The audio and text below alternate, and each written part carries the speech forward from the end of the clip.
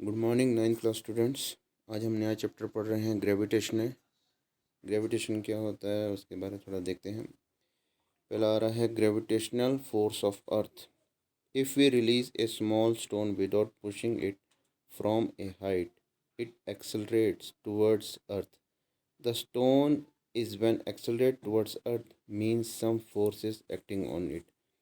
जैसे कि आप एक स्मॉल स्टोन ले लीजिए और उसको विदाउट पुश करके हाइट पे रखिए, किसी एक हाइट पे रखिए स्लोप वाली, जहाँ से वो क्या होगा, खुद एक्सेलरेट करेगा टुवर्ड्स टू अर्थ। और जैसे ही वो अर्थ पे एक्सेलरेट करेगा उस पे यानी कि कोई एक फोर्स एक्ट हो रही है, उस फोर्स को हम क्या कहते हैं, ग्रेविटेशनल फोर्स। क्योंकि वो अर्थ जो है उसको, स्टोन को अट्रैक्ट कर रहा है, अपनी तरफ खींच रहा है। The force which pulls the object towards the center of the earth known as gravitational force of earth. Here stone also attract earth. It means every object in universe attract every other object. जैसे कि आप ये थोड़ा figure देख सकते हैं कि जो हमारा ए पे हाइट पे स्टोन था, वो वहाँ से जब मतलब नीचे आया, स्लोप में आया, तो वो अर्थ की तरफ अट्रैक्ट हुआ और वो एकदम ड्यू टू ग्रेविटेशनल फोर्स, वो जो अर्थ है उसको, स्टोन को अट्रैक्ट कर लिया अपनी तरफ खींच के। तो इसको हम क्या कहते हैं, ग्रेविटेशनल फोर्स। नेक्स्ट आ रहा है आपका Newton universal law of gravitation. Newton universal law of gravitation क्या है वो थोड़ा देखते हैं। Isaac Newton in 1687 proposed a law about the force of attraction between the two objects in the universe, which is known as Newton law of gravitation. Newton जो Isaac Newton थे, 1687 में उन्होंने एक प्रपोज किया ये लॉ के ऊपर कि जो हमारे दो ऑब्जेक्ट है, टू ऑब्जेक्ट यूनिवर्स में, जिसमें एक आप M1 ले लो, M2 ले लो, वो क्या है, अट्रैक्शन कर रहे हैं एक दूसरे बिटवीन, फोर्स ऑफ अट्रैक्शन कर रहे हैं एक दूसरे के बीच में, जो उनके बीच में डिस्टेंस है। तो इसे हम क्या कहते हैं, न्यूटन लॉ ऑफ ग्रेविटेशन।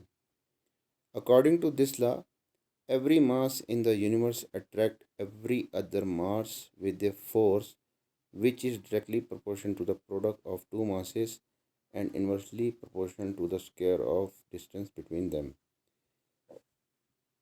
जो कि आपका यूनिवर्स में कोई मास वगैरह ऑब्जेक्ट है, उसको क्या कर रहे हैं, अट्रैक्ट कर रहा है दूसरे मास को ड्यू टू फोर्स। और उसमें जो हमारा डिस्टेंस है वो क्या है, आपका जो फोर्स है which is directly proportional to the product of masses, उन दो मासेस का जो प्रोडक्ट, और जो inversely proportion to the square of distance, और उनका डिस्टेंस जो कि बिटवीन देम में जो इसमें एक्ट कर रहे हैं, उसे हम कहते हैं gravitational, Newton law of gravitation.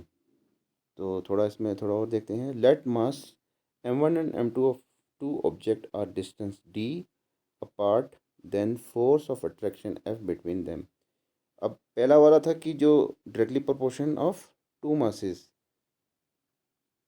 जो आपका फोर्स इसमें अप्लाइड हो रहा है, force directly proportion to the two masses M1 and M2 and inversely proportional to the square of distance which is F inversely proportional upon 1 upon d square। इन दोनों को मिलाने से हमको मिला F directly proportional to M1 into M2 upon d का square. अब इसको ओपन करने के लिए हम ये g डालते हैं, F फिजिकल to G M1 M2 upon D square. और ये जो g है हमारा, इसको हम कहते हैं यूनिवर्सली ग्रेविटेशनल कांस्टेंट, और इसकी जो वैल्यू है वो है 6.67 into 10⁻⁻11 newton metre square upon kg square, जो कि हमारी जो यूनिवर्सल ग्रेविटेशनल कांस्टेंट की जो यूनिट है वो क्या है, SI unit of G is n newton metre square upon kg square. तो ये था ग्रेविटेशन का पार्ट। नेक्स्ट वीडियो लेक्चर में फर्दर हम आगे कंटिन्यू करेंगे। आज के लिए इतना ही। Thank you students.